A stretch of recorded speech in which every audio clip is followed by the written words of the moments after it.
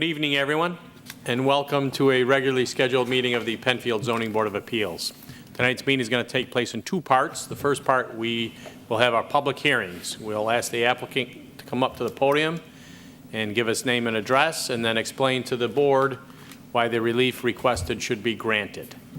After the applicant is done with the presentation, board members will quite likely have some questions, and then we will ask anyone in the audience that cares to come up to speak about the application to come up to the podium as well, name and address, and then speak his or her mind, ask questions if the person likes.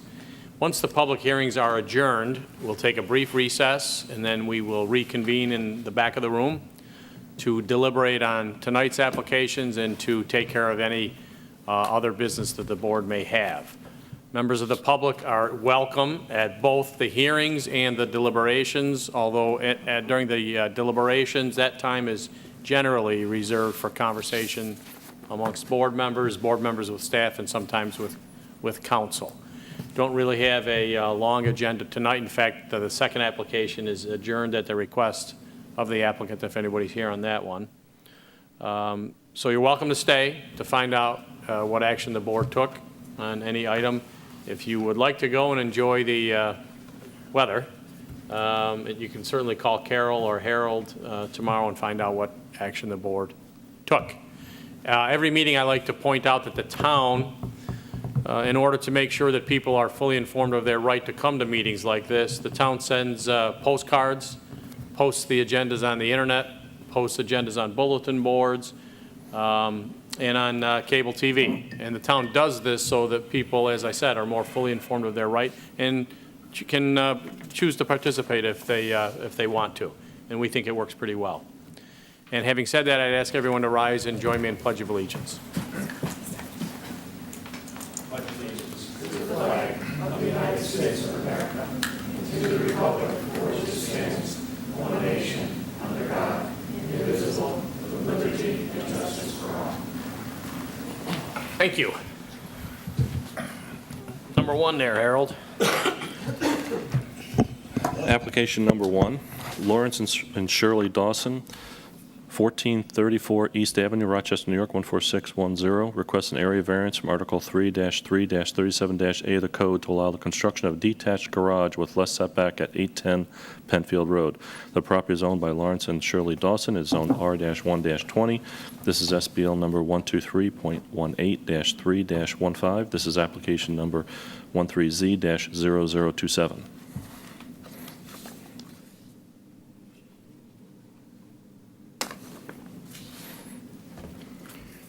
Good evening, Mr. Chairman, members of the board. I'm Chip Dawson. My wife Shirley and I, as Harold just indicated, are now both the owners and the occupants of the property at 810 Penfield Road. We got a conditional certificate of approval or of occupancy about close to a month ago, and we've been living there and are quite happy there. I have to apologize to you for being back again to meet with you, to take your time.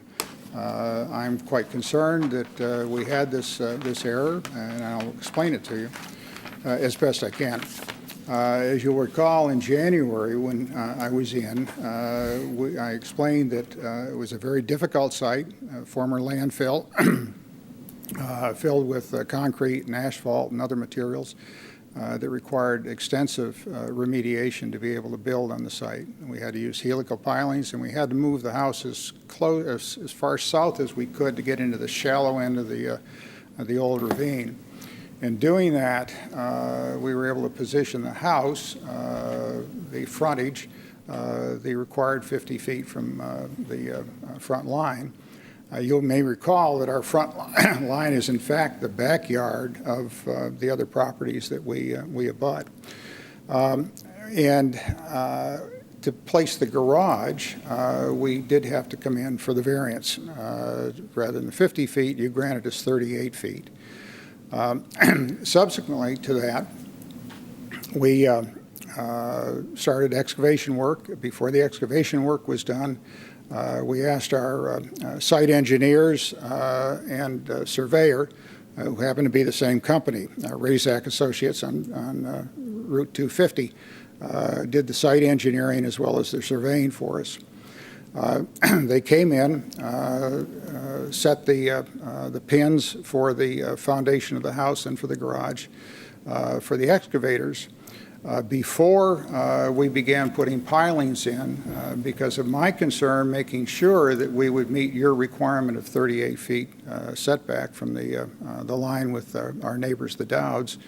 I asked our builder, Joe Conadorio with Whitney East, who's a builder with an excellent reputation, very meticulous, does a lot of commercial work as well as residential work. Asked Joe to make sure that we were in the proper position. Joe contacted our surveyor once again, had him come in and do one more set of pins and offset marks for it. After the house was built, the garage was built, we had the as-built survey done, which was about a month and a half ago. And the as-built survey showed that the corner of the garage was about a little less than 2.5 feet inside the setback line that you authorized. That extends from about 2.5 feet in the corner toward the front of the garage and about 8 feet down along the side of the garage. In trying to understand how this happened, I've gone back, I've talked to our builder, who was very concerned about this as well, talked to the surveyor, and frankly, I don't have a great explanation. There's nothing that just pops up and says this is what happened. I'll tell you this, the house is built where it was supposed to have been built. The garage is built at the size that was on the final plans, which is a frontage of 26 feet. The garage is in the right location relative to the house. And the pins were set, as I say, by the surveyor. As I looked at some of the site plans, and we went through 5 variations of site plan in order to site the house and meet town requirements and make sure we got everything right. As I looked at one of them, it's difficult for me to tell because I don't have the scale to be able to do it.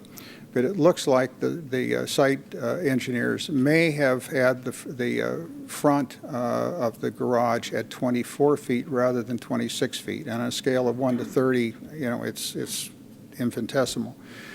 However, even if that were the case, the pins were put 26 feet apart. And the garage, no change was made. The garage was built at the authorized size. So I'd love to tell you that I had a real good answer about how this happened. I believe that we have some of the best, engineers. We have an excellent surveyor. We had a great builder. All the people who have worked on the project have been exceptional. And we've been very pleased with how things worked out. The thing I'm not pleased about is the fact that we didn't meet your requirement of 38 feet. One more thing came up. Michael stopped by to look at the project tonight. And one thing we talked about is, and then I don't have the answer for that, whether the Bob Avery, the surveyor, measured to the corner of the garage or to the corner of the overhang. So I don't have a good answer for you on that.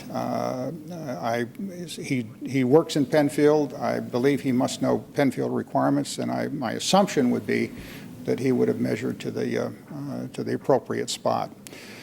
To correct this would be exceedingly difficult. We have in that location the helical pilings go down, I believe, somewhere around 25 feet. There's a massive amount of concrete under the garage, as there is the house. It's not a matter of, putting a big strap around the thing and dragging it over a little bit. We basically would have to tear things apart. I've talked with the Dowds, who are the ones that are affected by this. And have explained, as I have to you, as near as I can tell, what happened. And they're comfortable with that. They sent me an email that I passed on to Harold indicating their agreement with an additional modification of the setback. Our site Grading completed today. Our landscapers are coming back they've done the hardscape. They're coming back on Monday to install plant materials, to do rock hounding and to do seeding and finish things up. We expect to be done completely by the end of next week. The landscaping will include, in the border to the Dowds, a substantial number of trees that will provide additional screening for them. They're now essentially screened from the garage by a large stand of evergreens that are planted on their property. I'm open to any questions you might have. I'd be happy to handle any of that. I'm going to try to simplify this as much as possible. I mean, you were in within the last 6, 7, 8 months. Yes, January. We did go over the factors and the balancing at that point, and granted you a variance at that point for the what is it, 38 feet? 38 feet. So my question to you is, given that there's another 2.4 feet needed, is there anything that would lead you to believe that there would be an adverse effect in either the physical and environmental conditions of the neighborhood by having this additional 2? Obviously, I'm the property owner, and so I would be expected, I think, to say no. But quite candidly, having been in the position, as I think I've told you before, of chairing the Penfield Planning Board back in the 70s, I also am pretty familiar with how people think about things. Some people do not like new construction. They don't like anything near them.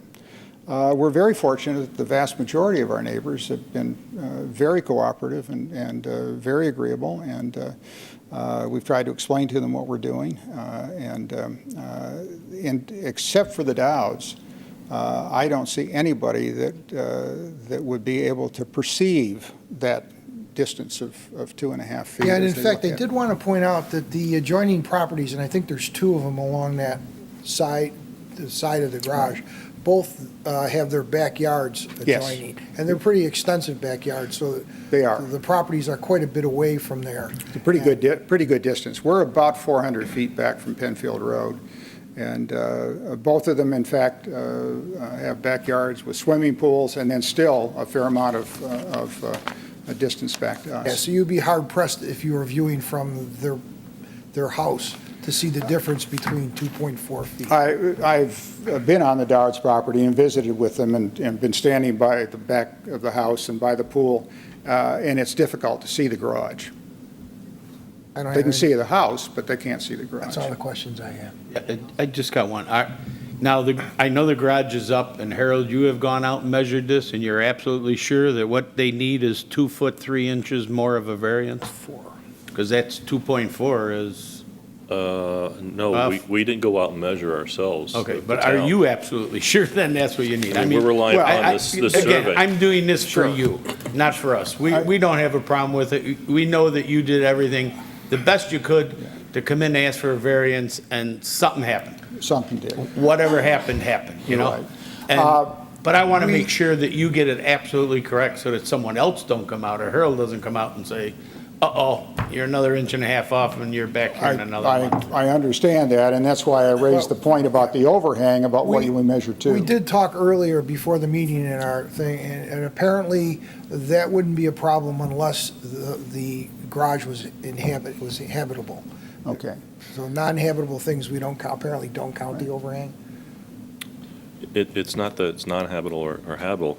If it was a cantilever environment, that was a habitable space for the house, they would survey that. But in the case of an overhang for a roof, they don't survey them. At least that's been my experience in looking at them. The only thing I know, and you know, I can go out with a tape measure, and I did, and it was pretty close, but I'm measuring to a stone wall that is on the property line, and I'm measuring at something of an angle.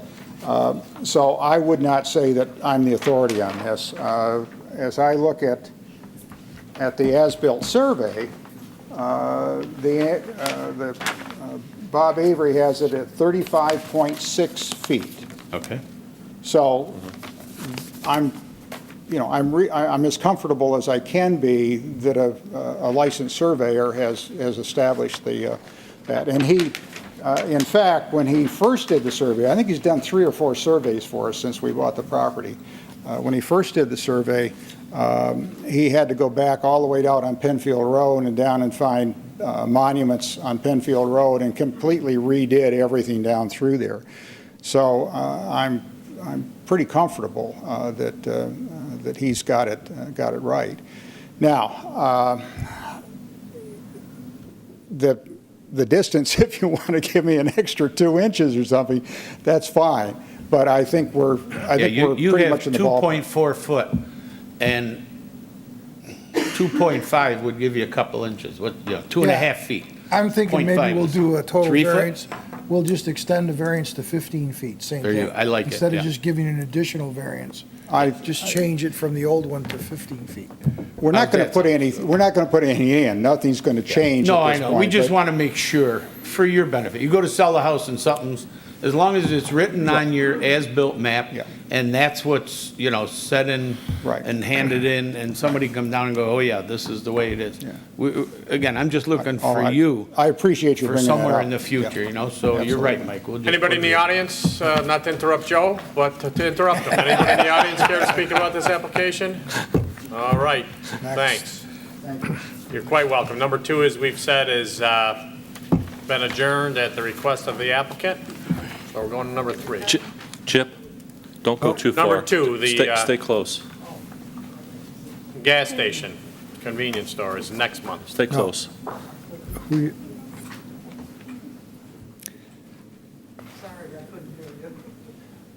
The chairman was just saying that the second application on the agenda was adjourned till August. Are you here for the application on Plank and Empire Road? Yes. All right, that application has been adjourned. They asked that it be put off a It's going to month. be put Adjourned. off till August. We'll send out another notification on that in a month or so. Yeah, we were notified. Just found this out morning. about it right before the meeting started. Oh, yeah, I'm not blaming you. Oh, that's okay. I just want you to know. Surprise. It doesn't happen very often Yeah. that something gets put off at the last minute. So you think you're gonna have it again in August? That would be the plan, yes. Okay. All right? That's what we have to do because we're not happy about it. Okay. Thank you very much. Okay. Good evening. My name's Art James, and I'm an attorney at Knopf Shaw LLP in the city of Rochester. I represent Scott DeHollander, who resides at 796 Penfield Road, and as I believe you're aware, his property is directly adjacent to the Dawson property to the north. My client objected to the variance in January of this year when the board last had the issue before it, and I similarly object to the variance tonight. I'm going to rehash just, a few of the things that were said before and kind of update on how the development has progressed since that time. Just kind of looking at this objectively and from afar, I just also wanted to mention this apparent innocent mistake just kind of seems to fall in line with the reoccurring and numerous disregards for the board's decisions and also for his new neighbors. My client has been more than amicable with Mr. Dawson, despite Mr. Dawson's choice to build his house within the fall range of these 3 naturally occurring 85-foot tall cottonwood trees on his property. He actually agreed to have the trees cut down so long as Mr. Dawson paid for all the related costs, including restoring the buffer area.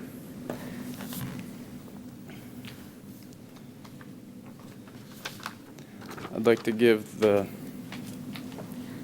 board my client's letter.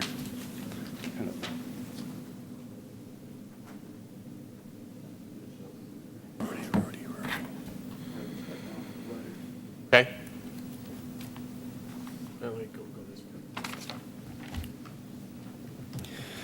Despite cooperative attempts by my client, Mr. Dawson has brazenly infringed on the rights of his new neighbors and the law of his new town. While this board has granted him a 38-foot setback opposed to the required 30 feet. He has apparently disregarded the board's decision, albeit innocently, and built his house and garage at approximately 35 feet. After Mr. Dawson received the board's variance, he immediately had his attorney send somewhat, invasive letter to my client, basically demanding that he removes the 3 trees at my client's cost. This is Okay? You have, well, you have a copy of this, right? Oh, I've got a copy of all of I it. just want to make sure that, And Harold has a copy of all of it. right. Okay, why don't we start reading them down there and pass them when you're done. Mr. Dawson has also failed to get permission from my client to use his property when he was renovating the barn, a scenario that ultimately necessitated calling the sheriff. The law generally does not permit such disregard, and I would submit to the board that it also holds true here. Just to go over the factors for this variance. First, the granting of the variance permitting the house is detrimental to my client, has been. The evergreens were removed, which previously acted as a buffer between my clients and the Dawson's home. A certified arborist confirmed that Mr. Dawson's driveway and utility lines, the sewer line constructed just feet from my client's 3 large trees, will damage the tree's root system and adversely impact their health. In other words, the construction of the driveway, which leads to the garage at issue tonight, has damaged my client's property, has come to and assumed the risk of a now moderately dangerous tree situation.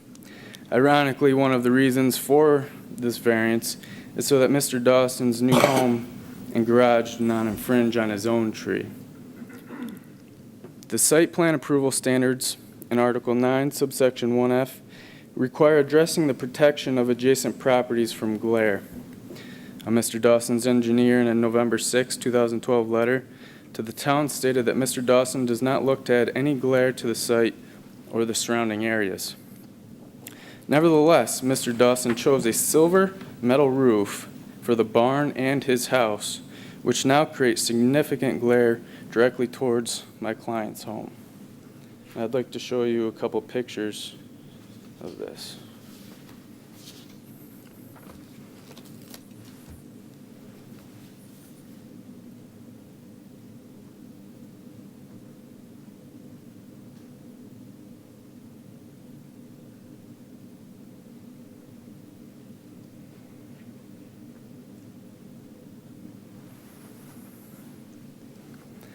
Further, my client has been damaged in the form of both money and time. He has expended significant time and money advocating for the protection of his neighborhood and the protection of his own property rights as a result of this variance. Second, this variance was not needed to build the home or the garage. In arguing for the variance in January, Mr. Dawson noted that the building within the town's setback requirements would cost him more money, obstruct his views, and disturb a buffer area for his tree.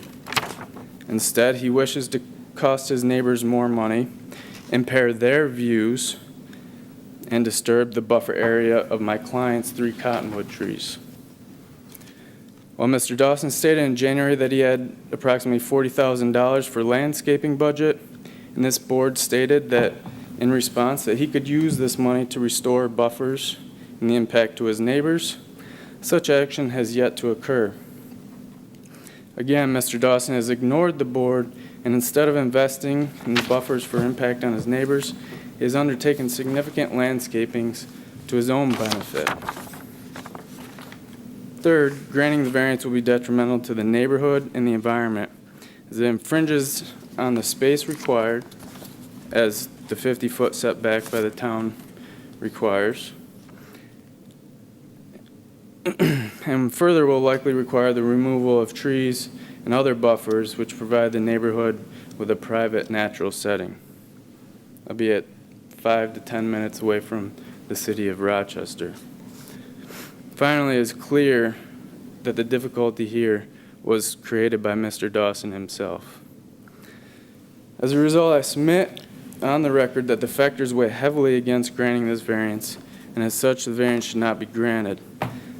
Mr. Dawson should be required to repair the damage that's already been done to my client's 3 trees by digging up the roots of the trees, and otherwise mitigate the damage by providing a separate buffer area. Or if the board is inclined to grant this variance, I would strongly suggest that the board make a contingent on Mr. Dawson paying for all expenses incurred by my client related to the present issue, including cutting and removing the 3 cottonwood trees, restoring a similar buffer, and other expert fees that my client has had to incur because of this issue. It should also be contingent on an access agreement prior to the work being conducted, and also mitigation of the glare coming off from the large barn in the house. Okay, could you explain to us what the relevance of the cottonwood trees is to the issue at hand here? I believe Mr. Dawson claimed that the cottonwood trees present a significant danger to his home and to his property. What does that have to do with a request for a 2.4-foot variance for side lot variance? Well, the reason why the trees are impacted is because of the driveway leading to this garage. So if we have them take 2.4 feet of the garage down, how's that going to impact the driveway? We don't have the ability to require them to take 2.4 feet of the side of the driveway down. I'm not an architecture or an engineer, but I'm sure there would have been another way that he could have configured the driveway if the garage was set back further so that it did not impact my client's trees. This isn't the front setback from the garage, this is the side of the garage, which extends from the It's the side, but driveway it's- towards the back of the lot. The driveway's in front of where the setback is. I believe the driveway is set kind of, or not the driveway, but the garage is set at a little bit of an angle, but it does refer to the front setback requirements of the town. That's what is applicable Well, here. front because it's a front corner, but it's basically the side that's in violation. The side of the Okay. garage, 8 feet along that line is encroaching under the variance. I'm not sure how that affects whether or not, if the garage was set back further, the driveway could be configured differently so that it does not impact the trees. And I'm not sure how that impacts your client's issue with the cottonwood trees. Mr. Dawson has suggested and almost kind of threatened that my client needs to take care of these trees before he has suffered significant harm. Okay. And this corner of the garage that's in violation is about as far from your client's property as any portion of that building or the house is. Is that not correct? It's totally on the opposite side of the house, and it's on the far side of the garage. I can't tell you exactly the feet distant from, But you can tell me basically in those trees are in at the general corner, terms, the south. your client's property sits almost directly opposite, to the opposite side of the structure that we're talking about. Yes, if I was standing at the driveway, the garage would be on the right, and the trees are directly here on the left. Your client's property would be on the left, far left corner. His bottom property line comes all the way basically down to the barn. I'm talking about his structure. I'm not talking about his property line. His Okay. structure, the Mhm. house, is about as diametrically away from that corner of the garage as you can get. That may be so, however, he looks out of his house at his environment, which is one of the factors to be considered, is the impact on the environment in the neighborhood. He has already lost some evergreen trees. He may lose more trees. And while he enjoys his back patio, he won't have those trees to look at anymore. He's going to be looking at a home. All right, and if we refuse to grant Mr. Dawson the variance, and he has to take out a portion of the garage that's into the setback, How is that going to benefit your client?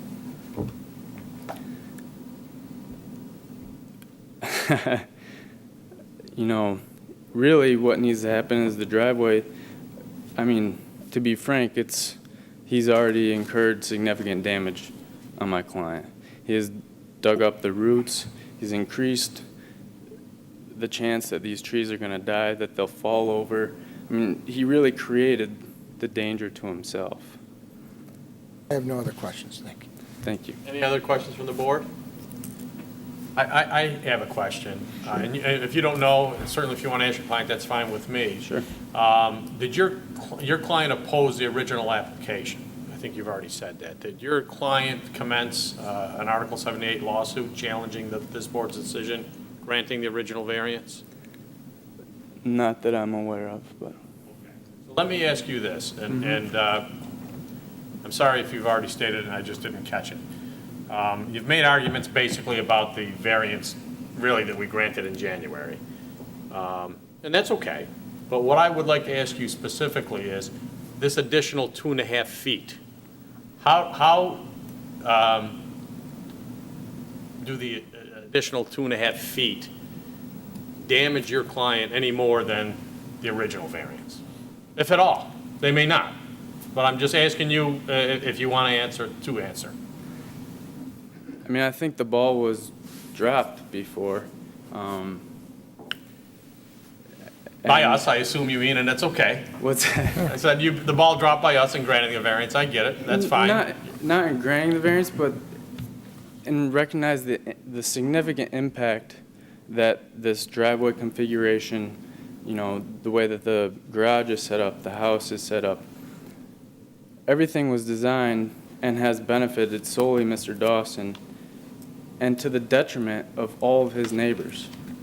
He comes into a new neighborhood and wants his neighbors to suffer, to pay to have these 3 trees taken out so that he can benefit. I have a question then.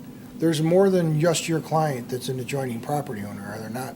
So if he's acting to the detriment of all the neighbors, why didn't they complain at the initial? I believe that they did. We got you'll be able to Can I come get my up. question answered? Well, he'll be able to come up. The neighbor did complain initially because it was out of country. Okay, let him, you can come up. Wait. In fact, another neighbor did oppose, at least one that I remember. So it sounds like an answer to my question. You're just, and that's okay, sort of reiterating the same arguments about the variance that was granted in January. And also kind of illustrating what has happened since that time. Oh, I know that, and I'm hearing you, but it doesn't seem like those, that's created more bad blood, obviously, but it doesn't seem like those are factors pertinent, as Mike was saying earlier, to this specific variance request before us. Stuff with the trees and, you know, okay, how it looks, the glare, believe me, I understand all that. We're focusing now on 2.5 feet. And, you know, that's what this board is gonna be deciding tonight, and if you disagree with whatever decision we make, or the applicant disagrees, people have remedies outside of this board. And I'm not sure that glare from a roof, you've demonstrated how that's relevant to the issue here, but that's okay. I mean, you have a microphone, you're entitled to speak. Yeah, I mean, That's it's fine. part of the factors that the board is to consider in, you know, issuing the variance. Goes to the detriment of the neighborhood. Any other questions of this witness? Okay, and if you want to speak, sir, come on up, please, give us, oh, did you want to talk? Yes, please. Oh, sure, go ahead. I'm Scott DeHollander, and I think I can speak to your issue, Mike, about how the position of the garage affects the front of the house. I have the approved site plan here.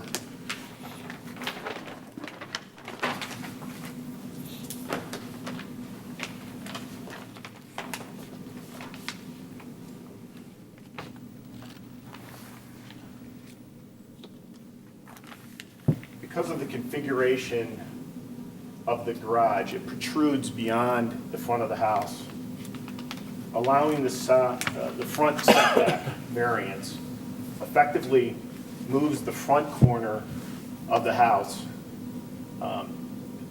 20 feet closer to the perceived trees, which are a hazard to the property and life of Mr. Dawson.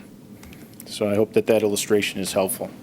The geometry of the garage protruding in front of the house. You can slide this forward. If it was built back here at the, It's hard to see because your hand's actually blocking. I can't see. as this corner moves forward, the front of the building moves closer to the cottonwood trees, which are perceived to be a danger.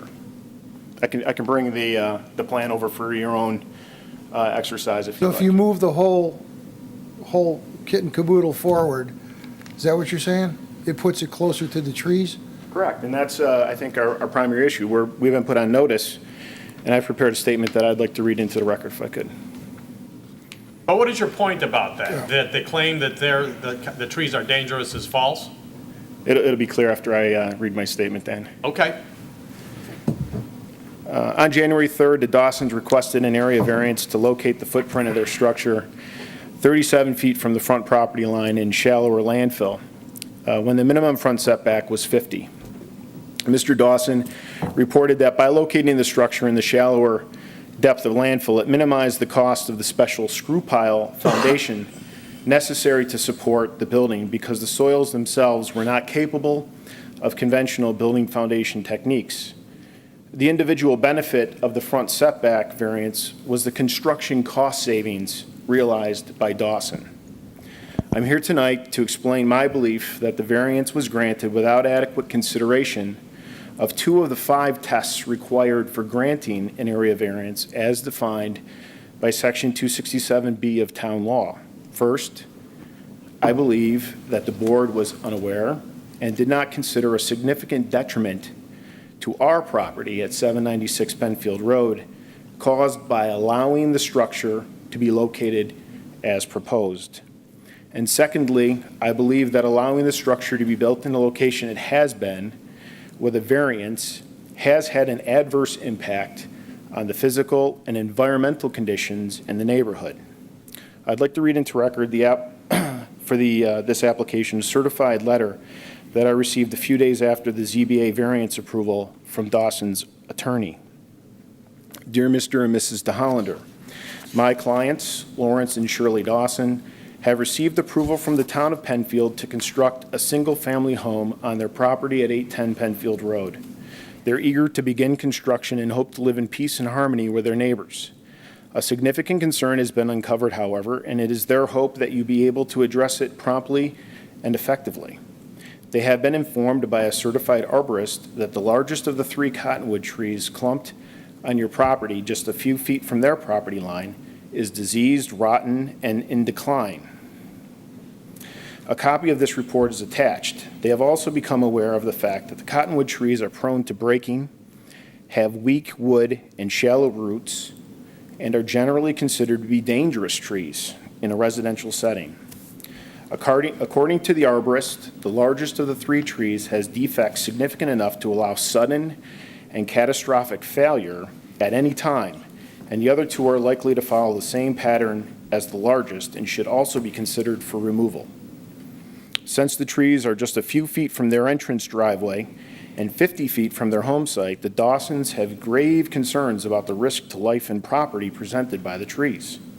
Since you have spoken to Mr. Dawson of your desire to remove the trees and have also written and spoken to the town of Penfield expressing a willingness to have the trees taken down, we urge you to do so without delay. The Dawsons are aware of the fact that removal by dropping or felling the trees will cost about half the cost were the trees to be taken down by bucket or climber. To allow this to happen, the Dawsons hereby grant you permission to have the trees felled onto their property under the following conditions. The work takes place prior to the commencement of construction. They be given notice of the day and time when the work will commence. That all debris created by the felling process be promptly removed from their property, except that wood chips, if generated, may be placed in piles in designated locations if so desired. In the meantime, the Dawsons are notifying their insurance company that the Cottonwoods have been determined to be a threat to their lives and property. This is an action you may wish to take to your homeowner's insurance company as well in order to having your coverage voided. Please understand this matter is of grave concern and requires corrective action without delay. I would appreciate receiving a response with your plan of action in the near future. Emerson Mitchell, attorney for Lawrence and Shirley Dawson. That was received 1 week after your approval in January. Once site plan was securely obtained from the town, Dawson audaciously alleges that the 3 trees located at the point near transient over our common property line are a threat to their lives and properties. Cost estimates for removal of the trees range between $10,000 and $8,000. And replacement of the beneficial buffer provided by the cottonwood trees could significantly increase that, maybe even double it. There's no doubt that the Dawson's allegation is facilitated by the zoning board's issuance of a front setback variance, which allowed the home to be built closer to the perceived risky trees and has resulted in a significant detriment to my property. Prior to the contemplation of the construction of the Dawson's home, there had been no allegations of safety concerns with the trees by the neighborhood. I would point out that by approval of the variance and by locating the Dawson home immediately adjacent to our common property line, it effectively moved the structure 20 feet closer to the threat that they perceive. Additionally, alternate locations for the home existed outside of the tree fall zone and which did not require a front setback variance. Our arborist estimates that the trees are in excess of 100 years old, and there are no other homes that are targets within their fall zones. The only target is the structure allowed to be constructed by the issuance of the front setback variance. Therefore, I appeal to this board to deny the additional variance requested until such time that an agreement has been reached on the removal of the threat which the Dawsons perceive and allege to now exist and mending the detriment to our property, which is unbalanced by the benefit the Dawsons received in constructing in the shallower fills. Further, through the construction process, we documented intentional disregard for the tree roots, which are transient over the property line and which have been excavated through for the purpose of extending electric, cable, telephone, and sanitary sewer. Recall that the Dawsons ordered a 25-foot buffer around a willow tree, also a notable softwood tree, on his own property for the duration of the construction on his site plan. While no such buffer or protection was provided to the cottonwood trees, which the Dawsons now perceive to be dangerous, and which their attorney points out are known to have shallow roots. Our arborist assesses that these actions by Dawson have the potential to accelerate the tree's decline, including those that were healthy prior to construction. Therefore, construction of the home in the current location with a front setback variance has resulted in the extension of utilities through the root structure of the trees. The trees are likely to truly decline as a result of the construction activity, creating a real hazard and risk to the neighborhood.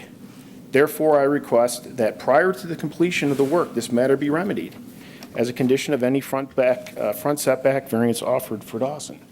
Thanks for your time. I appreciate it very much.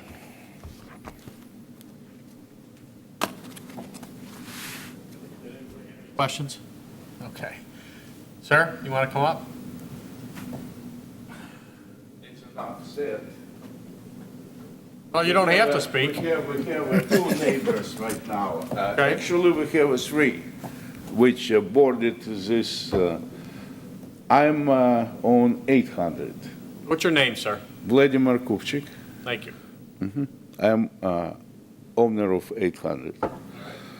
And how Mr. Dawson said, okay, he have a very good relation with neighbors, okay.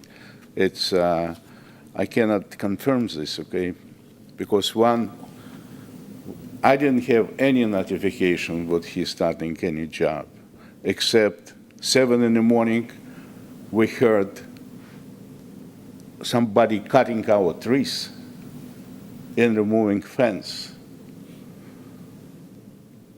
And after this, we understand.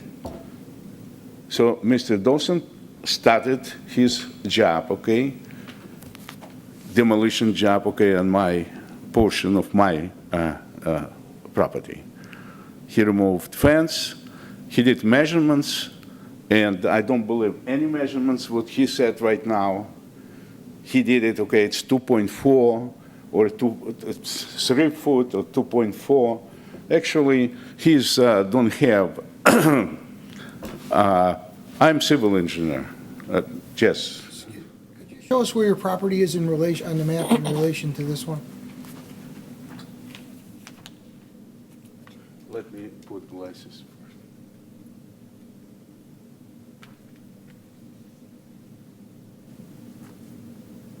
This is my property. This is my, no, wait a minute.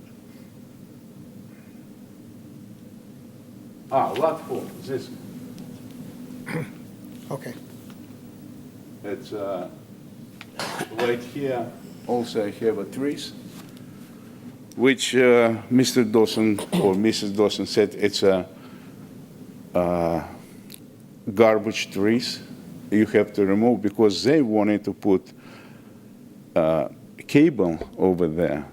It doesn't matter. It's one day, it's good. I did see some team with a construction team, okay, who wanted actually to remove also hundreds years old trees, okay. It's 2 or 3 trees which make a comfort, okay, just on this, nothing than here.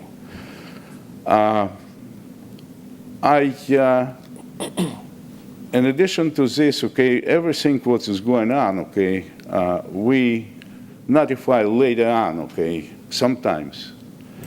Like probably he recognized something, okay, or maybe he feel, okay, what he is more knowledgeable than anybody else, okay.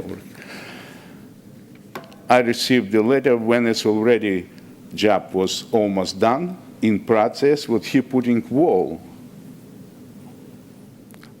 between my land and between his land, support wall, and he will use my territory little because he need the ground, but he will fix it, okay? So when I came, okay, yeah. This is not much concern, but why he notified me, okay? So I look deeper, and I found, wait a minute, this is easement. This is my territory behind this one.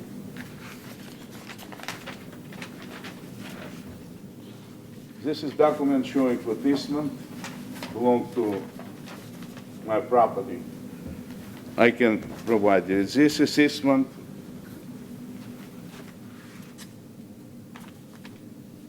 Should be spelled out. It's right here, and it's spelled out. Okay, I can show a map, which is clearly said easement. I don't know.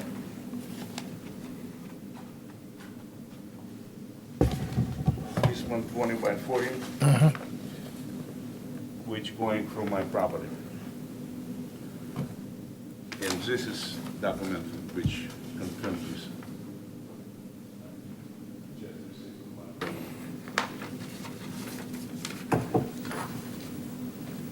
Okay. This Well, is, yeah, this is the barn. this is a, Barn, and you have an easement, I don't know, you got, the rest of you guys wait a can't minute. see this. Yes, this is a barn, this is easement. This is his barn. Yes. This is Mr. De Hollander's barn, Yes, and this is the easement in the front. this is easement, yes. Okay. So I want to show it to the rest of it.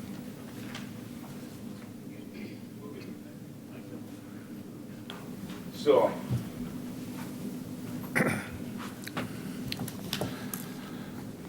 matter is okay, what he removed fence, okay, and we have one conversation. Like new neighbor, I thought, okay, he said, I'm removing fence. It's my fence. I said, it's in my territory. And partially, not the full fence, okay. Approximately half a fence, okay, was on my territory. It's probably his fence, okay. But it will make comfort, okay, but it was many, many years, okay, it's very, very old, rusted, okay. Maybe it's a good idea to remove, but you're not doing like this, okay. Sweep, I will have 2 small kids, okay, running around, okay, and it's driveway coming, okay. So it's construction going, okay, and everything, okay. So I said, okay, you're removing, okay, let's put back when you will finish, okay. No, I am not going to put back fence. We don't need a fence. Because he wanted, same time I was sick and tired, okay, gas and electric. She came from electric company, lady, and because they drill a hole right for new pools, okay, he said, so I gave a permission to her, put his cables through my land, okay, because I'm sick and tired just to fight with this. So I don't want to talk too much, okay? What we're talking about cooperation, okay? I understand maybe this is not a point, okay, on this garage, okay? But I don't want to do any step and then any help this neighbor who tried to destroy, who cannot find same language. I have an accent, but I understand perfectly English, okay? And with Mr. Dawson, I cannot find same language, okay? And I believe, okay, another neighbor who have a swimming pool, it's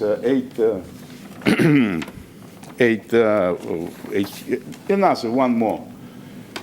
He don't give a damn, okay? He's rented this house, he have so many tenants over there, okay? It's a house in this shape, okay? I talked to him, he don't care, okay? What will happen? Even I will put something on his land.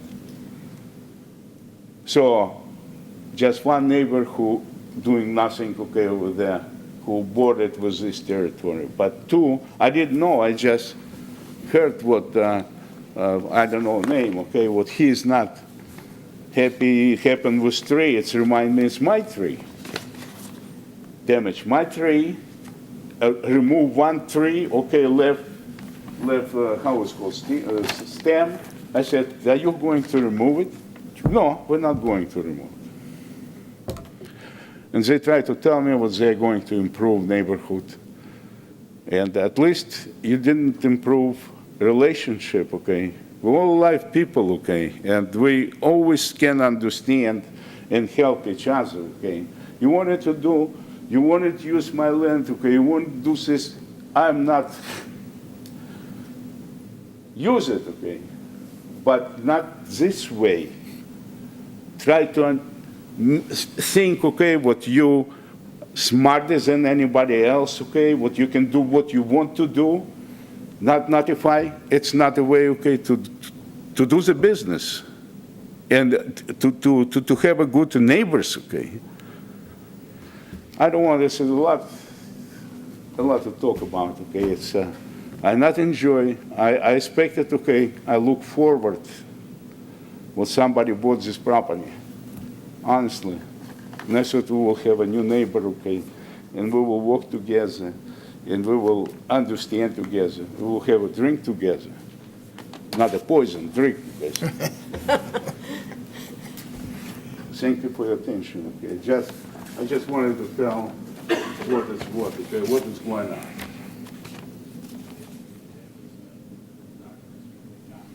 I think he needs those back. No, this, I can leave to use this one. This one, how about if I will give you another, with this one, what's a smaller version, okay, you just can see. Yeah. Sure, you can make copies. Yeah, we can make We can that. make a You know copy. what? Have it. This is cool.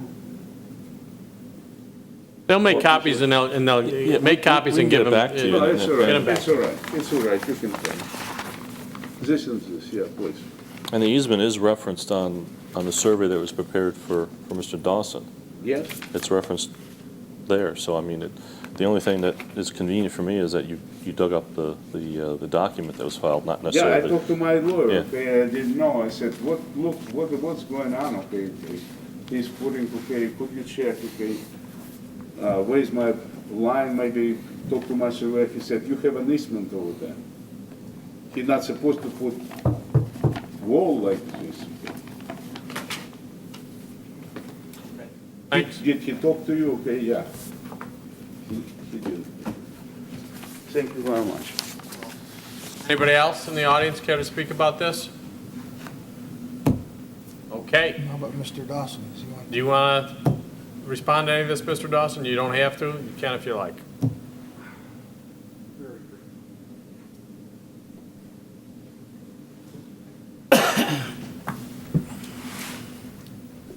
I really don't want to say much. This has been one of the most difficult processes I've ever gone through, thanks to Mr. DeHollander. He shut off communications back in November. And from that time on, we got notices to the town, we got a variety of things. Many of the facts that have been mentioned are way off. My preference would be to talk. And I've attempted that a couple of times. I've waved or nodded, and I've been glared at. I'm not somebody who wants to fight through attorneys or do anything else. I believe that Shirley and I have done the best we possibly can to create a good property that's an attractive property. We have reached out to all of our neighbors by email. I no longer send emails to Mr. DeHollander because what I get are things that are kind of vicious. So if at some point he would like to talk, or Mr. Kripchek would like to talk, and just talk about what seems to be bothering him, I'd be happy to do that. Because frankly, I don't want to live in an area where I've got people that are angry at me constantly and glare at me every time I'm outside my house. That's not how I'm used to living. And I think, you know, I find sitting down talking to people, and I've talked to the other neighbors that don't abut us, that are on Mr. DeHollander Street. We have a good relationship with those people. The facts that you've heard tonight, frankly, I don't think they're relevant to what you're considering, and that's why I don't want to try and rehash everything else here tonight. I think the town is familiar with what's gone on. The town has documents on both sides of this issue. And unless there's a reason for you to hear more from me, I'll let you decide on my request. I have one question. I think I know the answer, but I want to hear it from you. As a result of the garage being built 2.5 feet closer than the January Right. variance allowed, did that cause the position of the house to be changed at all? No, not at all. Okay, that's what I thought. Now I just want to. All right, anybody else in the audience? Okay, thank you very much. Application number 3, Laura Baranis, Premier Sign Systems LLC, 10 Excelsa Drive, Rochester, New York, 14621. On behalf of Zoom Tan, requests a special permit for signage under Article 7-7-3 from Article 7-7-13-B and Article 7-7-13-C of the Code to allow 2 building-mounted signs with greater building-mounted signage for Zoom Tan at 2164 Penfield Road. The property is owned by Conifer Penfield Associates and is zoned GB. This is SPL number 140.05-1-1.2/2164. This is application number 13Z-0024. Hi, how are you? My name's Mary Beth Germain. I'm here representing Zoomtan. I'm the regional manager for the state of New York. We are asking for a sign on the side of the building, as well as the one that we have facing Penfield Road.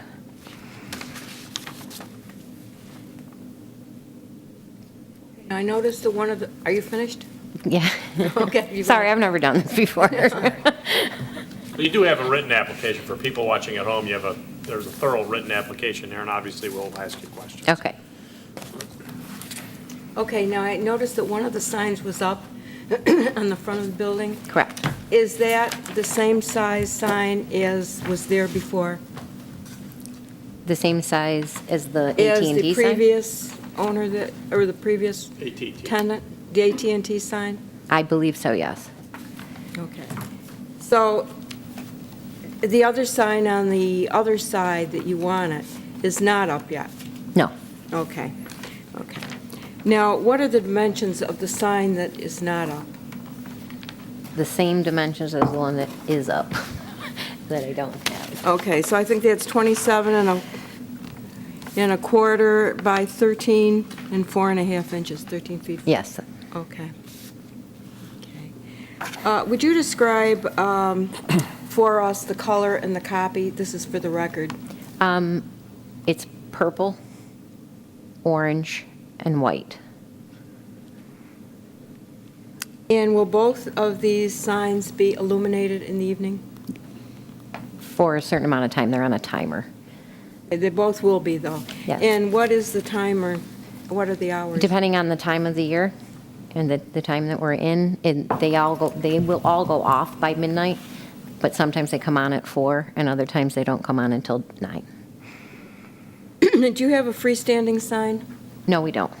Okay. And is your sign on the monument signs, or will it be? No. It will not be? No. Okay.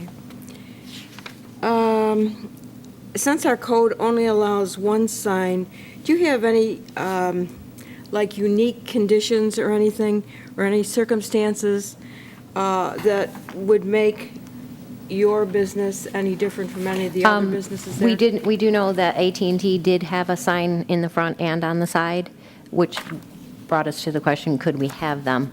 Also, Starbucks had them as well, one on the front and one on the side. The reason we are asking for one on the side is one of the trees.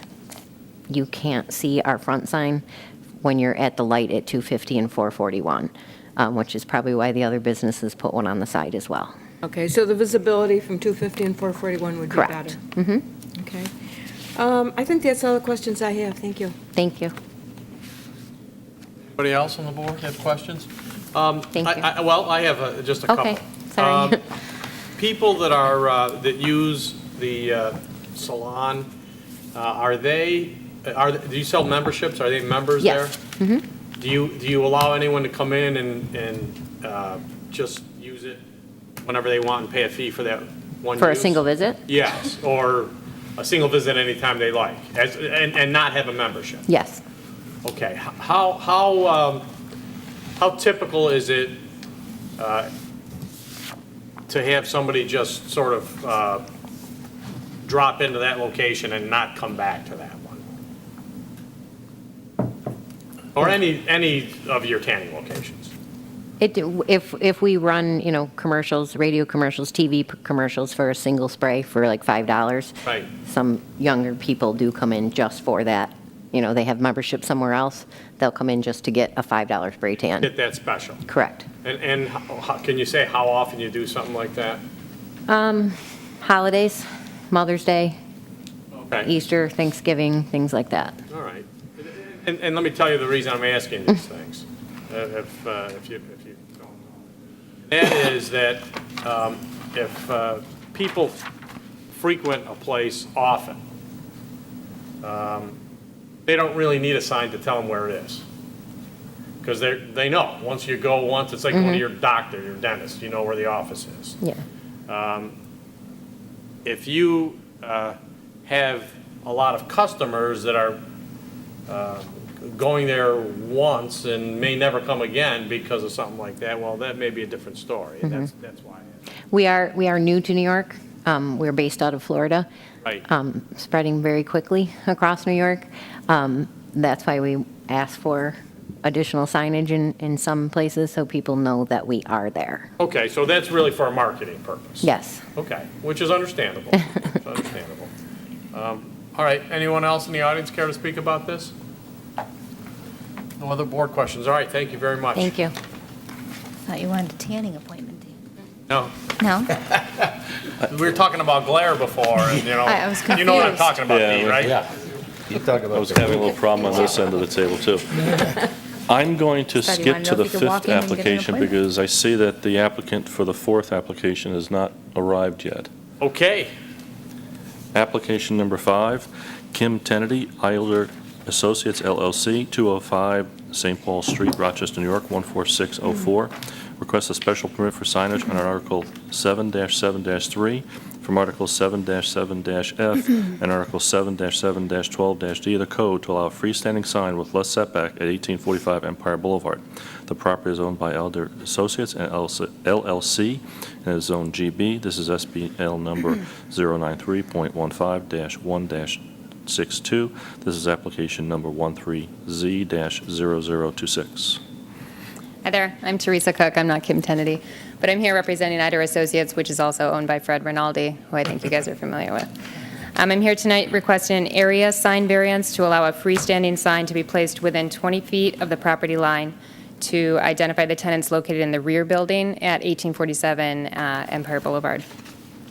Due to the fact that the main entrance for this building is positioned in the rear of the property behind the existing front building and is not visible from Empire Boulevard, it is imperative that there be signage to quickly identify this building from the road as you enter the property campus. We feel that placement of this sign should be considered for the safest location for traffic along a 45-mile-per-hour, 2-lane in each direction highway. While we realize that the code requires that the sign be placed at least 20 feet from the property line, the actual property line at this location skews across the drive entrance. Therefore, the sign would end up being so far from the road that it would be very difficult to quickly and safely identify. As a driver who may already be searching for this new CrossFit location, which is one of the tenants in this back building, placement of the sign within 3 to 5 feet of the property line would be most logical and effective. It would be consistent with the location of the existing sign for the front building and would therefore keep the entrance balanced and, symmetrical. The proposed sign would be a double-faced aluminum post and panel with vinyl copy with dimensions of 17.33 square feet. It would be externally lit by means of 2 linear goosenecks which would shine up at the sign, one on each side, and which would be controlled by a timer. If approved, the American Home Patient and temporary CrossFit sign on the existing pylon would be removed so that the new entity for the front building could be placed there, of course, when applicable. And that's about it. I thank you for your time and consideration of this variance. So Teresa, there isn't an existing post sign there right now? Correct. Yes, it has American Home Patient's name on it. American Home Patient is currently in the front building. They're actually going to be relocating to the back building to occupy the balance of the space that CrossFit did not take. Okay, so there'll be 2 signs there, or they'll share a Correct. sign? Well, American Home Patient, being that they're in the front building, they're going to be vacating, so they're going to move to the back, and they're going to go on the same sign that I'm requesting a variance for. The existing sign that they're on, their name will come off of that, and then whomever goes into the front building would then go on that sign, the existing sign. So when you're, obviously, just because Empire Boulevard is just so busy anyways, you're asking for this to be 8 foot back from the road? We're actually a little bit closer, 3 to 5 feet. 5 Same, feet from- same as, within 3 to 5 feet, whatever, I'm not certain of the exact location of the existing one, but it would be the same. It would be exactly symmetrical, completely opposite of the existing sign. It's just because of the way the property line skews, 20 feet back. It actually, do you guys have a site plan showing the property line? Yep. You can kind of see, I think you should be able to see the existing location of the sign. And it would be completely opposite. I don't know if anybody marked out. Opposite the driveway? Opposite the existing sign. So I can show you. Do you get it? Yeah, across the, But where's, I guess I'm confused where the existing one is. straight line across. That says proposed, but not existing. You might want to put it up there. Where's the existing You here? won't be able to see this. All right, so the existing sign is right there. So this is the entrance of the, right, this is the existing sign. We would be placing the other sign exactly opposite. Okay, opposite the driveway, right? Correct. Correct. So where that little This one- star Is this is? going to be higher? So I mean, with the first, I don't believe it would be higher. I'm understanding it to be about the pretty similar dimensions. Can you just point out on our map where we have the proposed sign, but we don't have the existing sign? Is it where the Would be that star? little star. Oh, right okay. there. Yep, so pretty much exactly opposite. And you see the way this property line is, it goes straight. And so, Yeah, in the driveway, they all are on part of. and one won't block the other? The existing one isn't going to block this one? Okay, because of the angle. Currently, there aren't any issues traffic-wise with, that you have to get out a little too far to see past the sign in order to get into Nope, traffic? nope, you can see right past it. And then, are there any other proposed signs? So once you pull into the property, do you need more directional signage We might have to do some wayfinding signage, because. behind the building? Yeah, exactly. I mean, you can't really see the back building unless you start moving either to the left or right of the existing front building. So we might have to do maybe a sign or two for wayfinding, yeah. So it's completely blocked by that front building? More or less, yeah. Okay. And having the two signs across from each other, as you've pointed out, that's not going to create any sight distance issues or No, anything? no. Okay. Anybody else on the board? Anyone in the audience? Thank you. Okay, thank you. Back to 4, Harold. Back to 4. It seems as though the applicant has made a timely arrival. Well, I'm not so sure about that, but that means he's not over. Well, that's why he's surprised. He's here. We'll put He's it here. No, you're up, you're up. Arrival, maybe. Rudy Neufeld, 9 Mile Point Associates LLC, requests a special permit for signage under Article 7-7-3 from Article 7-7-11-C and Article 7-7-21-C of the Code to allow a temporary open house flag with greater height at 1217 Fairport 9 Mile Point Road. The property is owned by 9 Mile Point Associates LLC and is zoned RA2. This is SBL number 095.01-3-99. This is application number 13Z-0025. Welcome. Hello, ladies and gentlemen. Sorry I'm late. I truly apologize. I thought I could calculate it a little more accurately than that, but apparently they were faster than I thought. Sorry for that. Very briefly, we put up the flag at our subdivision. I don't know if anybody's had a chance to drive by. We did send some photographs. Hopefully the members have those. We weren't aware that we needed a permit for that, so the way this developed, we put the sign up. I got a call from Andy, and he says, you can't have a sign. I said, we've always had open house signs. He said, well, we've changed the rules to try to take care of that. So we asked him what exactly could be done. I'd been around Penfield and I've seen a number of those signs. He said, well, either they have a special use permit or they're up illegally. So I said, what do you suggest I do? Maybe we can think of something with a major development. So he asked me to call the supervisor, which I did. Spoke with the supervisor a little bit and I said, do you have any suggestions on what I might do? He said, I suggested I come to you folks and try to get I'm not sure what we're calling this, a special use permit for the open house. And his thought, he said, at least he commented, maybe ask for it through the main selling season from March to October, and then through the winter time, take it down. So we went ahead and did that. That's basically the story. I hope that picture shows roughly what's going on there. And if there's any questions, I'd be happy to answer them. Yeah, Rudy, you said, this application, I'm a little confused about it. It says it's an open house sign. Is that? Well, it just says new homes. It's a Yeah, right. It's So a it's flag not that just says for when you have open houses, it's to talk about your project all the time. exactly to Okay, be so up there all what you the time. want then, you just don't want it up when you have open homes, you want it up 24 hours a day, 7 days a week? Correct. For how long? How many homes do you have in there? 100. Okay, and how many are sold? About 13 or 14, I Okay, believe. so we're talking about 87 homes. I used to go to school. So It's close.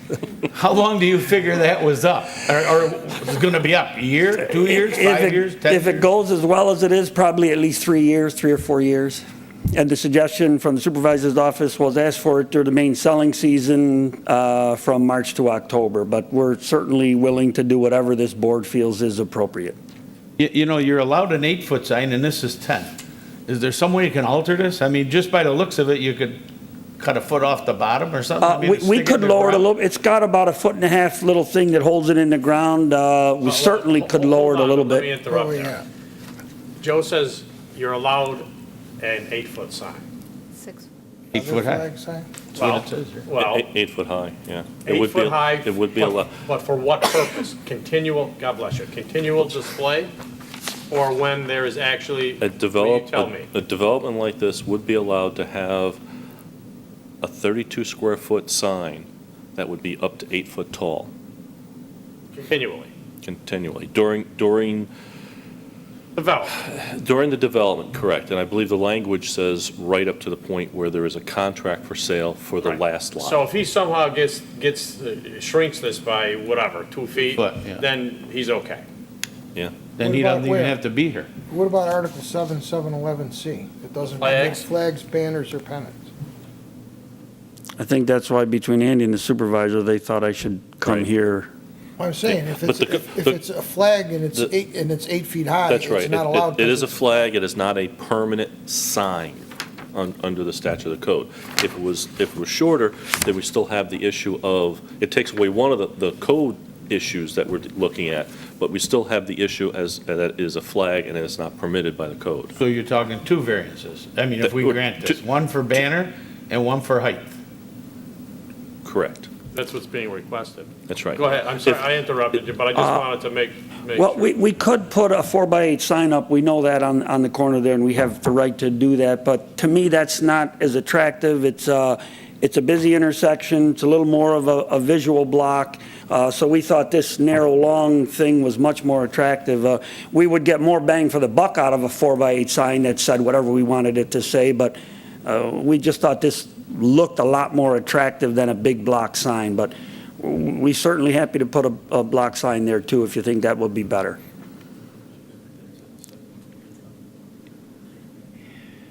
I know, but you know, Rudy, there's 2 variances you want here. I mean, and this is what the problem is. They've kind of banned these flags.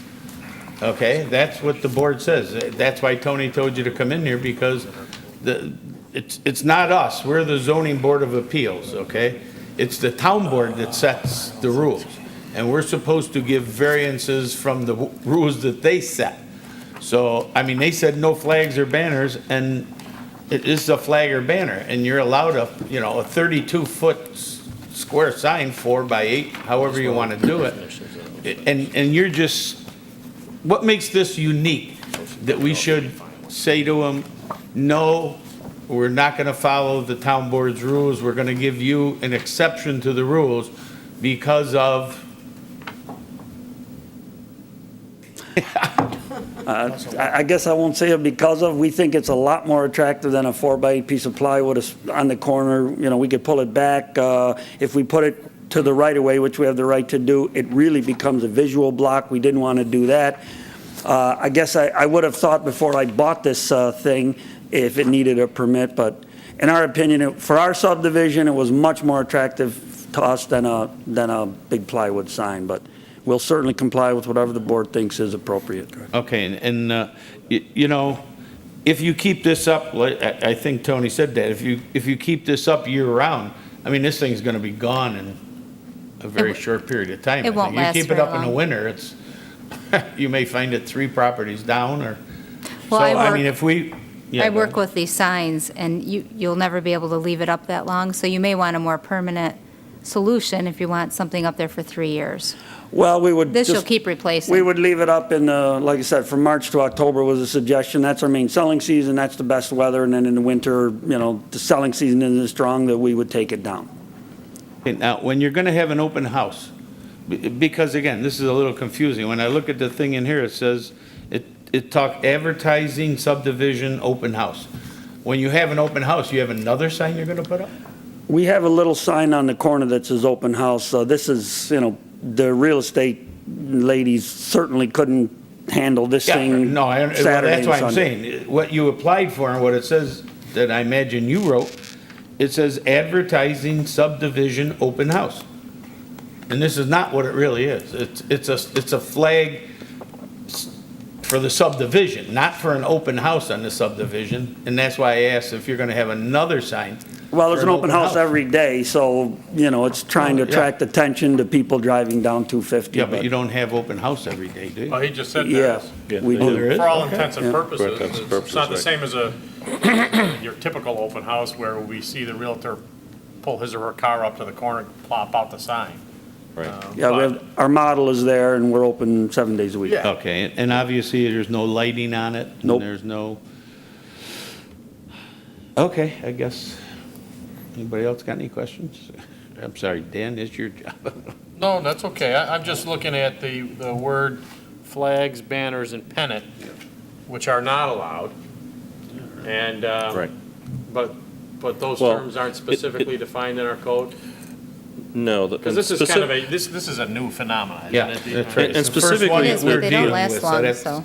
That's why I'm asking the questions, Rudy. I mean, the section of code that we're speaking about here says, except as may be permitted by this article or any other provisions of the zoning ordinance, the use of pennants, banners, flags, balloons, spinners, streamers, moving signs, or flashing, glittering, reflective, animated, rotating signs, or similar eye-catching devices shall not be permitted. All right, well, that's, It's pretty what, who similar wrote to a that? flag. It's got Did you a write that, Pete? post and a, Eye-catching devices? Pretty much covers everything. I think that's the That's what object we're of signs. signs, eye-catching devices. And I don't think any of those that were described there are defined Yeah. in the code Okay. as like a balloon wouldn't be fine. We know what a balloon is. Right, they know I what a got you. flag is. Okay, anybody in the audience care to speak about this? I have one question about. Sure.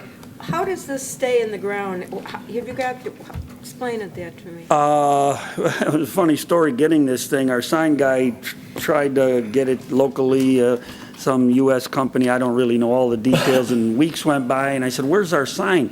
He said, "I don't know, I can't get it." He called some overseas place, I don't know where, and he had it in 2 days. So that's besides the point. There's a little pole that goes in the ground, and then this little flag sits on a little pole that goes into the ground. So anybody could walk by and just pick it up? Well, it's got a little heavy. screw-in thing. Yes, somebody could. I mean, the sign was $350. I suppose someone could take it. I don't know what they do with it, but yes, someone could There's a come little along and guide take it. wire that attaches to the ground. Yeah, it's got like a wire and then a little screw. Yeah. You could probably unscrew this thing. If they steal that, I'd rather give them $300. Don't say that. Yeah, seriously. Make it say good. that. We'll be lining up. We're not live, are we? Yeah. Oh, no. Edit Lined that. up tomorrow. Yeah, I'll be gone tomorrow. Okay, yeah, any other questions from the board? And once again, anyone in the audience? Okay, thank you very much.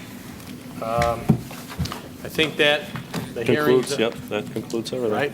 The hearings are adjourned now, we're done. For that, we'll take a brief recess and we will reconvene in the back of the room. Thank you all very much. Thank you.